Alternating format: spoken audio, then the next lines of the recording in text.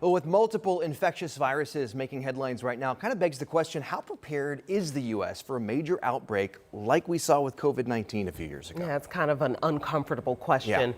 Brian Abel spoke with experts to get a sense of America's readiness today. An alarming confluence of outbreaks across the globe is raising fears of a future pandemic like COVID-19.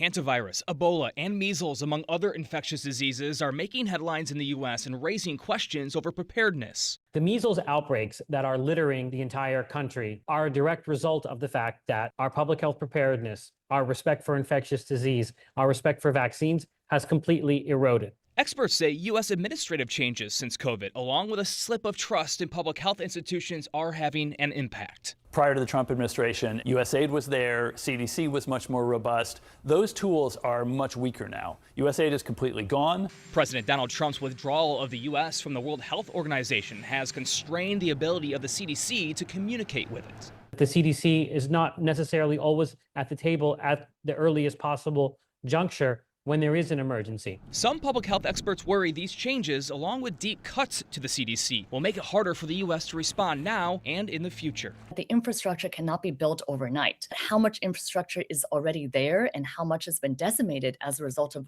recent cuts, I think we'll only find out if we have trouble containing this outbreak, which of course is too late. But there is some good news. Dr. Imish Adalja says there have been some key improvements in recent years. When it comes to technology, innovation in science and medicine and tools, we are much more advanced now in 2026 than we were in 2020.